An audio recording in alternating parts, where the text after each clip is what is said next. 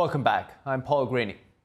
In response to today's Supreme Court decision, the House Select Committee on the Chinese Communist Party is stressing that China is not an equal trading partner. The committee warns that China continues to engage with predatory trade practices that's harming American workers, gutting a manufacturing base, and endangering national security.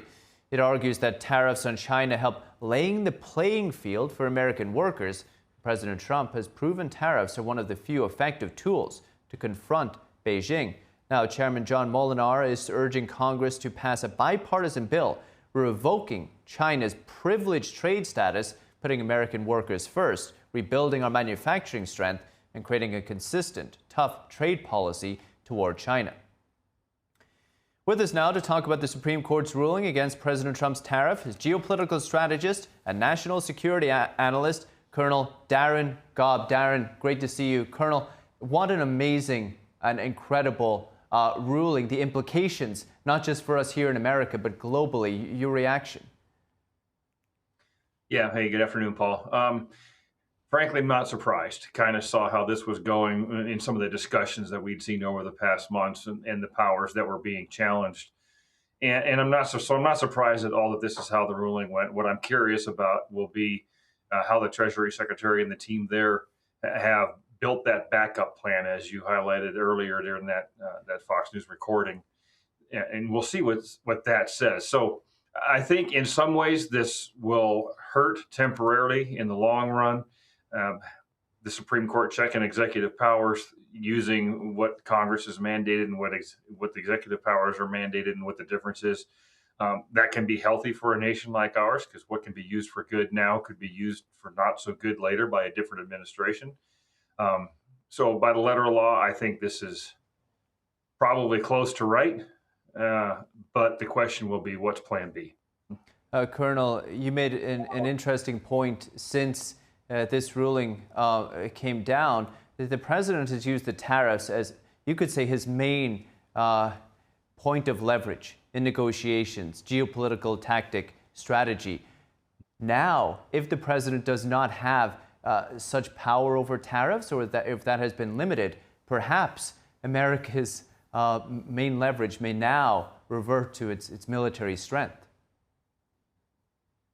It might, and that's frankly what the president has used mostly throughout history, and because that's the one they have the greatest control over. It's the one they can, give an order to immediately and have it responded to virtually immediately as well. And so when you're thinking about the elements of national power that can be exercised, you got diplomacy, information, military, and economic. If you take out part of the economic, or maybe in total the economic, then you're left really with diplomacy and military. Information kind of wraps it all together, but when you deal with diplomacy, there's no or very few carrot and sticks there. It's not a point where there's a lot of leverage you can gain. It's a game of niceties, and it may or may not work. And what does that leave as far as potentially having to push through a major point of leverage?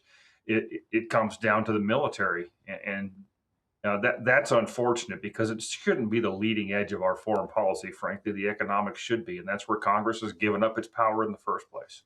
I would think most Americans would agree with you on that, Darin. To not have to use the military as a piece of leverage is obviously the ideal situation.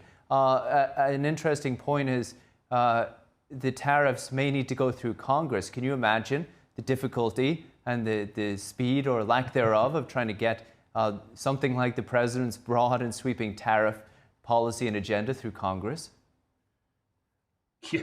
Getting anything through Congress can be difficult, it seems. And of course, that's partly by design. But when it comes to Congress working and using one of their few powers when it comes to foreign policy, which is tariffs, they have given up that responsibility entirely and never even exercised it, much like they've given up their responsibility towards declaring war in accordance with their Constitution. When they give up those powers, they actually give up some of the greatest powers they have towards influencing things like our foreign policy in one of the few ways that they can. So I don't expect Congress to take any action to actually do anything to use tariffs and other similar items to help enhance America's national security interests. In fact, I think that they're just going to continue down the same road they always have been, and you're not going to see much change. And they're going to push the president back into using primarily the military once again. It's such a fascinating point. Colonel, the president set to visit China next month. What do you think this ruling is going to mean for negotiations? Well, no doubt that our foreign adversaries have seen this and said, yeah, they like our Supreme Court all of a sudden.